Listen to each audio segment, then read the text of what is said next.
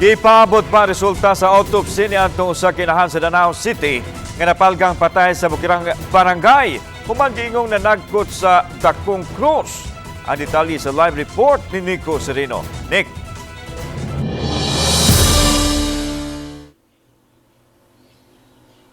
Yeslan ang maong inahan misaka unta sa bukid aron managkot ug makapangaliya kay duna kini eksaminasyon nga itik nga schedule unta kagahapon apan wa na niya kini nahimo.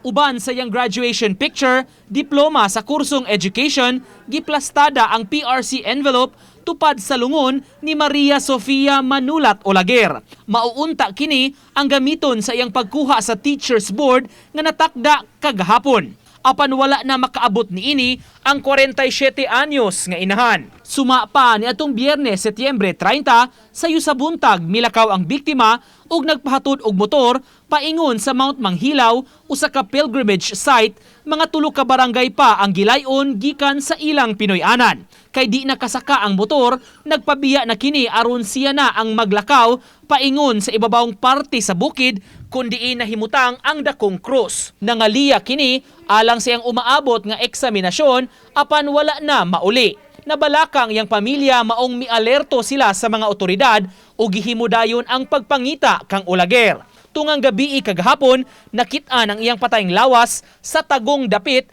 duol sa ikawalo nga istasyon sa Via Crucis. Ang instruksyonan so dito nga balik sa area dito para magsusi, magduki-duki kung nabay mga nabati sila nga prior to na palgan nga patay nga nabay syagit singgit nga nangayo pakitabang pagi kaayo at the time nya kuyawan gid sila kung mas kuyaw ang descending kundra sa ascending. Matod sa kapulisan, dili pa matumbok kung unsa ang nakaingon sa kamatayon ni Olaguer nga dunay gamayng mga samad-samad. Gi-autopsy na ang iyang patayng lawas o gipaabot ang resulta. Para gyud pagdeterminar kung accidental falling ba ang naitabo or doon na ba somebody nga nibuhat ato nga di maayo, so ni-request ta sir og suko unya para mag-process ang scene. Apan ang pamilya nagtuo nga dili aksidente ang nahitabo, maong dunay panawagan ang iyang anak. Mama, sa buhi ba siya? Nagtubo siya nga ngit-ngit ang iyang kinabuhi hasta iyang kamatayon ngit-ngit.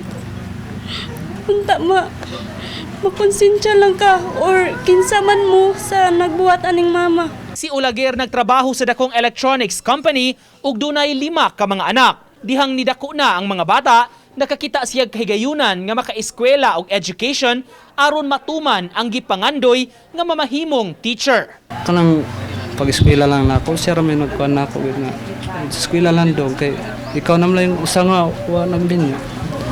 So eskwela lang sa ko, focus lang sa tahay ko. Nakakuan ma siya ng SSS nga, study now pay later.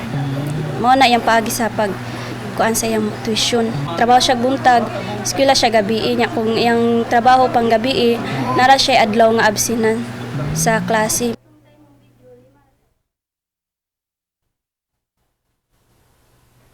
Ugmang adlaw lang gikatakdang itumod siyang katapusang pahulayan ang namatay nga si Olaguer Lan. Subay sab sa panghinaot sa iyang mga anak o sa iyang pamilya nga mahibaw-an gyud nila unsa ang nahitabo kaniya dito sa bukid og makakuha gyud sila og tubag pinaagi sab sa gihimong investigasyon sa kapulisan. Lan, Daghang salamat Nico Serino.